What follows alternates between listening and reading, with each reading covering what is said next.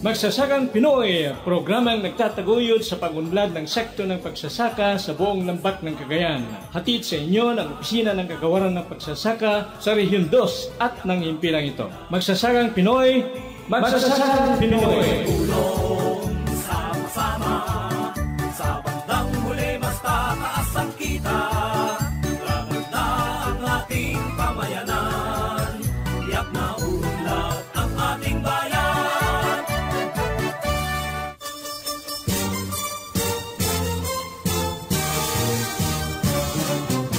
Napakasayang umaga magsasakang Pinoy.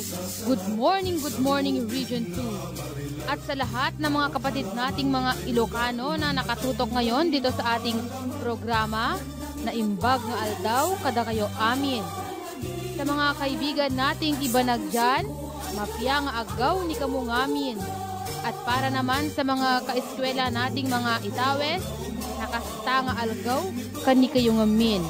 Isa na naman pong araw na puno ng kaalaman para sa ating lahat. Ako po ang iyong lingkod, si kasamang Barbie, na maghahatid na naman sa inyo mga ginigiliw naming mga taga-subaybay na mga samot-saring paksa na siguradong makakatulong sa inyong buhay pagsasaka at mga bagay-bagay na dapat nating isaalang-alang sa pagtatanim at pag-aalaga, partikular sa halamang mais.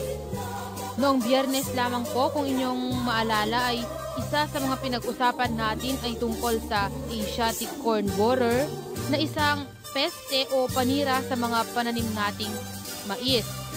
Nabanggit ko po ito sa inyo ngayong umaga mga kaibigan dahil isa po ang Asiatic corn borer sa mga mahalagang topiko na ating tatalakayin sa umagang ito. Partikular po nating pag-uusapan sa episode natin ngayon ang tungkol sa pangangasiwa ng mga pesteng kulisap ng pananim nating mais. Dahil lumabas po sa pananaliksik na malaki ang nagagawang pinsala ng mga pesteng kulisap sa produksyon ng mais. Ito'y dahil ang mga kulisap ay umaatake sa mais simula pa lamang sa pagkatanim hanggang sa ito'y aanihin. Ayon sa mga nakatalang dokumento, mahigit sa 50 uri ng kulisap ang naninira sa mais. Subalit ang mga ito, 8 ang mahalaga na nagdudulot ng malaking pinsala sa produksyon ng mais. Dagdag pa dito mga kaibigan, ang mga kulisap na nakakapinsala sa mais ay ang corn seedling maggot, white grub o ulalo, corn semilooper, common cutworm, true armyworm, Asian corn borer, corn earworm, at corn leaf aphid. Sa 8 mapanirang pesteng kulisap ng mais, ang Asian corn borer o ACB ang nagdudulot ng pinakamalaking pinsala. Kaya't ang ating usapin ngayon ay itutuon natin sa paksang pangangasiwa ng Asiatic corn borer, Asian corn borer o itong tinatawag din pong ACB. Sa ngayon po ay ating pag-aralan muna ang ikot ng buhay ng ACB. Ang unang yugto sa ikot ng buhay ng Asian corn borer ay ang pagiging itlog. Ang itlog ng Asian corn borer ay kulay puti at malakaliskis ang itsura. Malimit makikita ang mga ito sa ilalim at paminsan-minsan ay sa ibabaw ng dahon ng mais. Ang isang kumpol ng itlog ay nagtataglay ng humigit kumulang sa 30 itlog. Sa ika-3 hanggang ika-4 na araw, ang mga ito ay mangingitim. Tandang ang mga ito ay mapipisa na. Ang mga uod naman na lumalabas sa napisang itlog ay malarosas na may maitim o mapusyaw na abohing ulo. Ang mga uod na ito'y manginginain sa tanim na mais sa loob ng humigit kumulang 17 araw bago maging pupa. Ano nga ba itong pupa mga kapatid? Ang pupa po ay ang tinatawag na uod tulog. Ito ay hindi na kumakain. Tumatagal ang pupa ng Asian corn borer ng 9 na araw bago ito tuluyang maging paru-paro. Alam po ba ninyo ang itsura ng paru-paro ng Asian corn borer? Ang paru-paro ng Asian corn borer ay maliliit na nakadapa ang mga pakpak na kulay dilaw hanggang mapusyaw na abohin. Alam din ba ninyo na sa bawat yugto ng ikot ng buhay ng Asian corn borer ay may pinsalang ginagawa ito sa inyong mga tanim na mais? Ipaliliwanag ko po sa inyo kung paano nakapipinsala ang Asian corn borer sa inyong mga tanim na mais. Pagkapisa pa lamang ng mga itlog, ang mga maliliit na uod na lumalabas dito ay manginginain na kaagad sa mga dahon. Ito ay nagiging sanhi ng pagkakaroon ng maliliit na butas sa mga dahon. Subalit, habang lumalaki ang mga uod, lumalaki rin ang mga butas na pinangainan nito. Kaya't higit na mas lumalaki ang pinsalang magagawa nito. Ang mga uod ay nanginginain sa lahat ng bahagi ng halaman, sa dahon, katawan, buhok, at bunga ng mais. Ang malalaking uod naman na nasa ika-4 na yugto ng paglaki ay pumapasok at nanginginain sa loob ng katawan ng mais at nagiging sanhi ng pagkasira at hindi paglaki ng bunga nito. Naisa sa larawan o nai-imagine na po ba ninyo ang pinsalang ginagawa ng Asian corn borer? Isipin niyo po kung maraming Asian corn borer sa inyong mga tanim at kung mapipisa ang isang kumpol ng itlog na may 30 uod, gaano kalaking pinsala ang dulot niyan sa inyong maisan? Ngayong alam nyo na po ang pinsalang nagagawa ng Asian corn borer, natitiyak kong gusto nyo ring malaman kung ano at kung paano maiwasan o mapupuksa ang mga pesteng insekto sa inyong mga bukid. Mga kaibigan, may mga pamamaraan po upang masupil ang mga pesteng kulisap ng mais. Tinatawag itong Integrated Pest Management o IPM, o ang pangangasiwa ng mga pesteng kulisap. Nangangahulugan ito ng paggamit ng 2 o mahigit pang pamamaraan upang mapuksa ang mga pesteng kulisap. Ang pangangasiwang ito ay nangangahulugan din ng wastong pagpili ng paraang gagamitin. Ngunit ang tanong, paano nga ba gagawin ang IPM? Sa IPM, kailangan ang masusing pagsubaybay sa maisan upang malaman kung kailan dumarami ang mga pesteng kulisap at kung kailan dapat simulan ang pagsugpo sa kanila. Kapag ang inyong mga mais ay halos 20 araw na at kayo'y nakakita na 3 puluton na mga itlog sa bawat 100 tanim, ito ay panahon na upang mag-alpas ng trichogramma. Gayon din, kung ang 30 bahagdan o 30% ng mga pananim o 30 sa bawat 100 halaman ay may palatandaan na ng paninira ng mga uod ng Asian corn borer, dapat nang simulan ang pagsugpo dito. Ang mga pamamaraan na maaaring pagsamasamahin sa pamamahala sa mga pesteng kulisap ay ang cultural control, biological control, chemical control, mechanical control, at pagpili ng angkop na binhi. Para lubos po ninyong maintindihan mga kaibigan ay isa-isahin po nating talakayin ang mga ito. Ang cultural control ay ang pagsasakatuparan ng anumang operasyon o gawain sa bukid na hahantong sa hindi kawili-wiling kapaligiran para sa buhay at pagdami ng mga pesteng kulisap. Subalit makabubuti naman sa produksyon ng mais. Maisasagawa ang cultural control sa ilang operasyon o kaparaanan. Ang isa ay ang maagang pagtatanim upang maiwasan ang pagsalakay ng mataas na populasyon ng pesteng kulisap. Isa pa ay ang pagpapanatili ng kalinisan sa kapaligiran ng maisan. Sa pamamaraang ito, maaalis ang mga lugar na mapangingitlogan at pamamahayan ng mga kulisap. Mawawala rin ang ibang mga tanim na maaaring pinangangainan at panirahan ng mga ito. Ang isa pa pong operasyon ay ang tinatawag na intercropping o multiple cropping o salitang tanim. Ang isang pananim na napatunayang nakababawas ng pagdami ng Asian corn borer ay ang munggo. Ang mga bulaklak ng munggo ang nagsisilbing pagkain ng mga putakti na pumipigil naman sa pagdami ng mga pesteng kulisap. Ang pagpapalit-palit ng pagtatanim o crop rotation ng mais at iba pang mga pananim tulad ng mustasa, okra o kamatis ay isa ring paraan na makatutulong upang maputol ang ikot ng buhay ng mga pesteng kulisap ng mais. Sa ganito pong paraan, mapipigilan ang kanilang pagdami. At sa katunayan ay isa pa pong estratehiyang magagamit ay ang piling pagdadamo. Dito ay pinipili lamang ang mga damong bubunutin o tatanggalin sa maisan. Halimbawa po ay ang uray.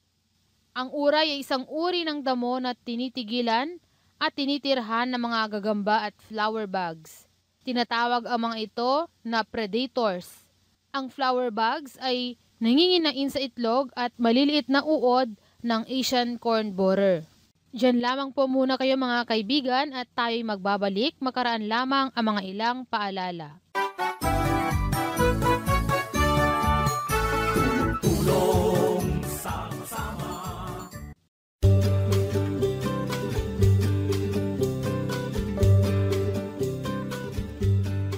Magandang araw po sa inyong lahat, lalo na sa ating mga magsasaka at mangingisda dito sa Region 2, sa probinsya ng Cagayan, Isabela, Nueva Vizcaya, Quirino, ganon din po sa Island Province of Batanes. Mula sa Department of Agriculture at ating mga kasamahan sa Regional Field Unit No. 2 at sa ating mga kasamahan sa Local Government Units. Ito po si Secretary Pro J. Alcala, nag-aanyayang makinig sa programang Magsasakang Pinoy. Magsasakang Pinoy para sa dagdag kaalaman sa makabagong teknolohiya sa ating sakahan, pag-aalaga ng hayop at palaisdaan. Magsasakang Pinoy, alas 5 hanggang alas 5:30 ng umaga, Lunes hanggang Biyernes, mula sa radio stations DWPE, Tugigaraw City, DWDY, Kawayan City, HOTFM, Kawayan City, DWSI, Santiago City. Just again, kada kayo amin muli. Ito po si Secretary Pro J. Alcala ng Department of Agriculture.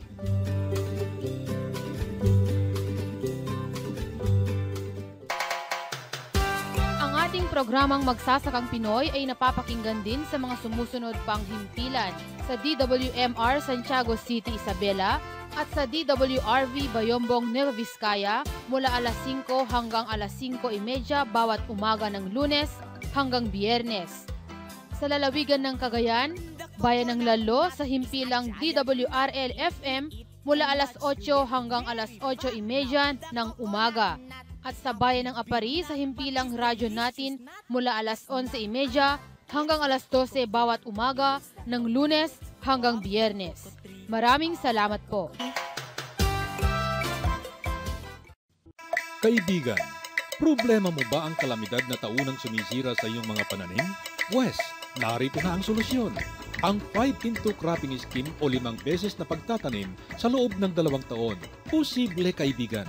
Iplinano ang pagtatanim upang makaiwas ang mga pananim sa mga kalamidad kagaya ng bagyo, baha, taglamig at tagtuyot. Magbibigay din ang gobyerno ng mga tulong pinansyal at teknikal. Ganon din ang mga binhing panlaban sa mga masasamang lagay ng panahon, resistant sa tagtuyot, lamig, baha at peste sa palayan.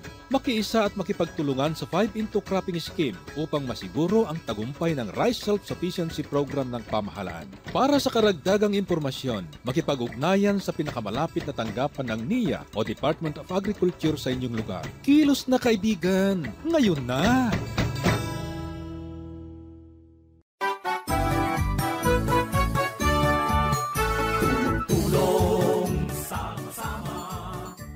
At tayo'y nagbabalik na naman sa ating programang Magsasakang Pinoy. Kasamang Barbie pa rin ang inyong makakasama para sa umagang ito. Kanina lamang po mga kaibigan ay ating tinalakay ang tungkol sa mga pamamaraan na maaaring pagsamasamahin sa pamamahala sa mga pesteng kulisap. Pinag-usapan po natin ang tungkol sa cultural control bilang isa sa mga operasyon o kaparaanan. Ngayon, tayo'y dadako na sa mga susunod pang mga estratehiya sa pamamahala sa mga pesteng kulisap. Ngayon naman po ay ating pag-uusapan ang tungkol sa biological control. Ang biological control, mga kaibigan, ay ang pagsugpo ng mga kulisap sa pamamagitan ng paggamit ng mga buhay na organismo, kapwa kulisap man o bakterya tulad ng Bacillus thuringiensis, At dahil malaking tagumpay ang nakamit na sa buong mundo sa paggamit nito, ito'y rekomendado upang pangunahing gamitin sa IPM o Integrated Pest Management. Ang biological control ay maaaring gamitin kasabay ng iba't ibang paraan ng pagsupil sa kulisap tulad ng mechanical, cultural at kahit pa mga chemical. Marahil ay maitanong ninyo kung ano-ano nga ba ang mga organismong ginagamit sa biological control. Ginagamit po dito ang mga parasitong ang inilalagak ang kanilang itlog sa itlog o uod ng pesteng kulisap. Pagkapisa ng mga itlog ng parasito, unti-unti nilang kinakain ang itlog o uod ng pesteng kulisap hanggang mabuo ang ikot ng kanilang buhay. Kung hindi magbobomba ng pamatay kulisap, maaaring tuloy-tuloy ang pagdami ng mga parasito at maaari nilang mapigilan ang pagdami ng mga pesteng kulisap. Ang ilan sa mga parasitong ginagamit sa pagsupil ng Asian corn borer ay ang mga insektong kinabibilangan ng pamilya ng putakti. Pinakamabisa po rito ang trichogramma. Ang inahing trichogramma ay nangingitlog sa itlog ng Asian corn borer.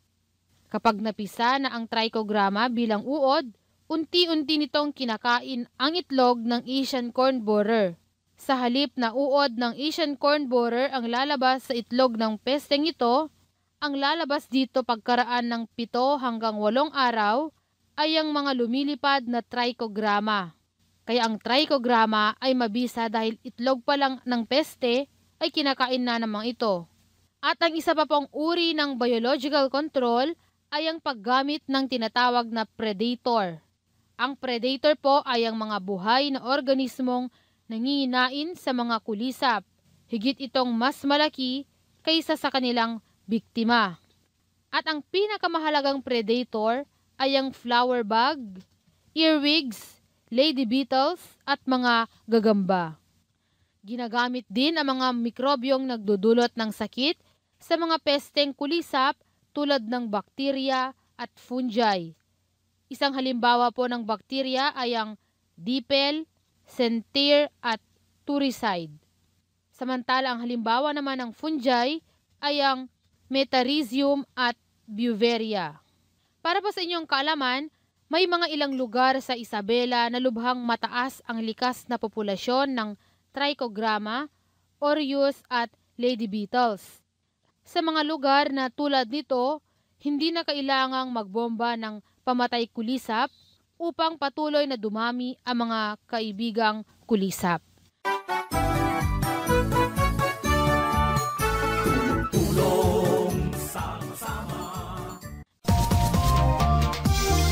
Karagiti kalikagom ang mapatuludan karagiti babasaen, may panggep ti panagmula ti pagay, mais, natnateng, sumagmamano kay kayong agbumbunga, ken panagtaraken ti dingwen, mabalin nyo lang apo ti agsurat when ag-text iti magsasakang Pinoy radio program, ket ilanat tayo kumati paginteresan at tupiko iti text nga ipatulod yun.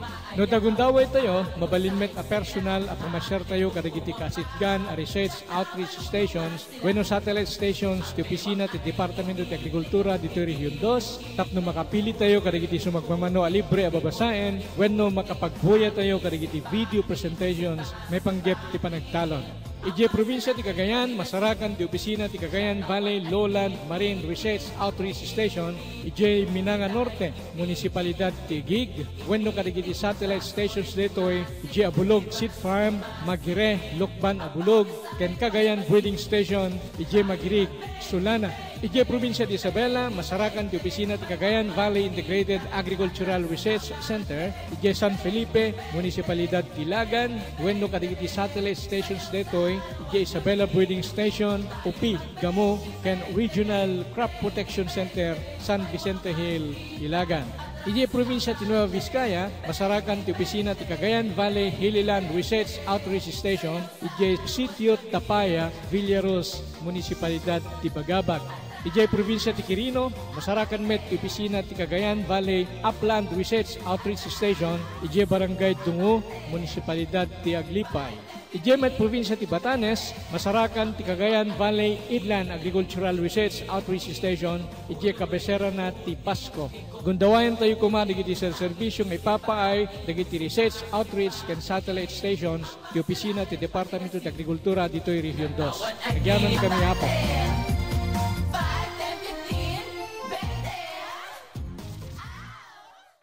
Ayan, ngayon naman mga kaibigan ay tayo'y dadako sa isa pang pamamaraan ng pagpuksa ng pesteng kulisap at ito ay ang mechanical control.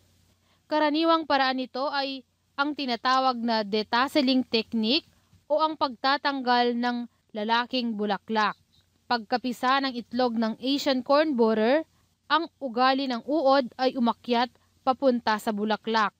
Halos 40 hanggang 50 uod ay pumupunta sa bulaklak kung kaya't ang halos ganito ring dami ng maaring mapuksa sa pagtatanggal ng bulaklak. Ginagawa din ang detasseling sa pamamagitan ng paghila sa bulaklak bago mag-pollen shedding o pamamagpag ng pollen. Sa bawat 4 na hilera ng mais, 3 lamang ang tinatanggalan ng bulaklak. Dahil pag tinanggal po ninyong lahat, walang mabubuong butil. At ang paggamit ng mga binhi ng mais na matibay laban sa Asian corn borer ay isa ring paraan ng pagsupil sa mga kulisap. Ito po ay tinatawag na varietal resistance technique. Kaya lang, ayon sa resulta ng mga pag-aaral, kapag masyadong marami ang Asian corn borer, grabe rin ang pinsala sa mais. Ayan, isa pa pong paraan sa pagsugpo ng pesteng kulisap ay ang paggamit ng pestisidyo.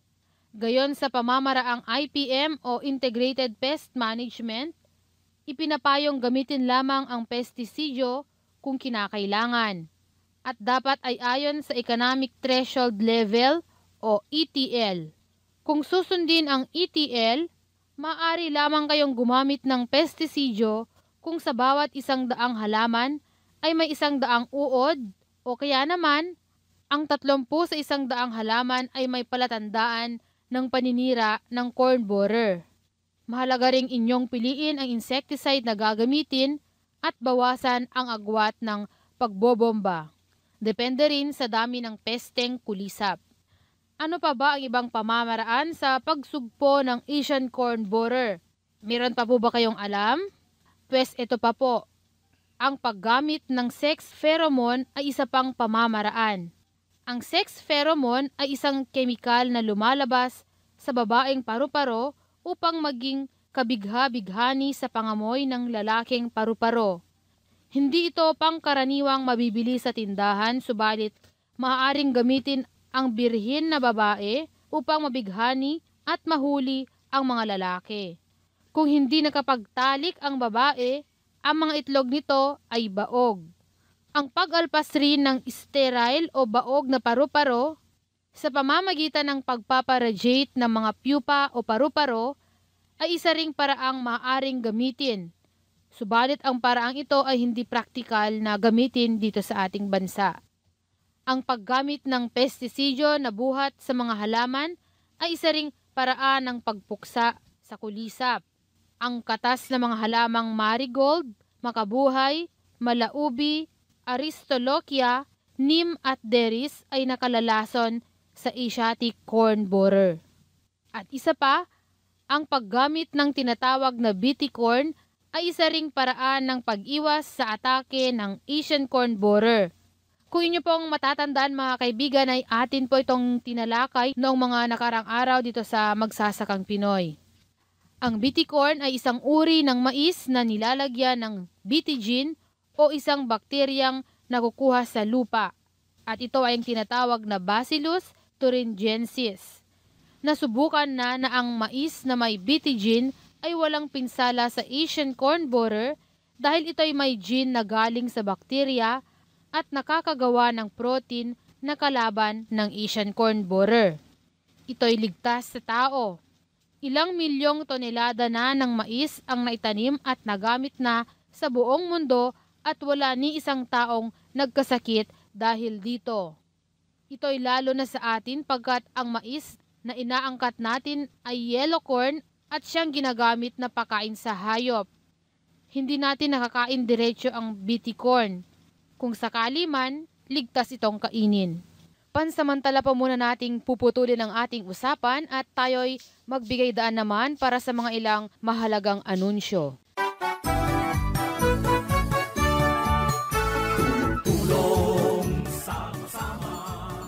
Isang paalala lamang po sa ating mga kamag-aral sa Radyo Eskwela sa Gulayan para po sa mga nagsumite na ng kanilang mga kasagutan sa naganap na gitnaang pagsusulit sa kanilang mga extension workers o municipal agriculturist na hindi pa nababanggit o naririnig ang kanilang mga pangalan dito sa ating programa, wala po kayong dapat ipag-alala. Basta't siguraduhin nyo lamang po na ang inyong mga ipinasang kasagutan ay nilagdaan o pirmado ng inyong mga extension workers o municipal agriculturist para ito ay mapabilang sa mga kwalipikadong entry. At kung maalala nyo rin po sa ating mga nakaraang anunsyo, ang pagsumite sa inyong mga notebooks ay mahalaga dahil isa po ito sa mga magiging basehan ng pagpipilian sa mga tatanghaling 10 most outstanding farmer students ng Radyo Eskwela sa Gulayan. Kaya't mahalaga po ang inyong pagtatala sa inyong mga notebooks sa bawat araw na kayo ay nakikinig sa Magsasakang Pinoy. Yan lamang po muna sa ngayon at maraming salamat.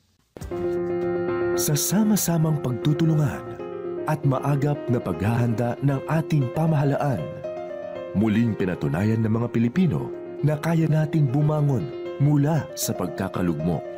Maging ito man ay trahedya sa ating kabuhayan, bunga ng hagupit ng kalikasan. Inaanyayahan natin ang pribadong sektor at iba pang sektor ng lipunan upang suportahan ang pamahalaan sa pagkamit ng ating pangakong mapayapong ang ating agrikultura. Ang ating pagtutulungan po ang magiging puhunan natin upang matyak ang pangmatagalang food security at mas matatag na ekonomiya ng bansa. Makakatuparan po nito ay nakasalalay sa ating pagkukusa na magbigay lakas sa ating kapwa Pilipino. Wala pong duda, ang mga binhi ng pagbabago na ating itinanim ngayon ay magbubunga ng magandang kinabukasan na aanhin at ipapamana natin sa susunod na henerasyon. At tayo'y nagbabalik na naman sa ating programang Magsasakang Pinoy.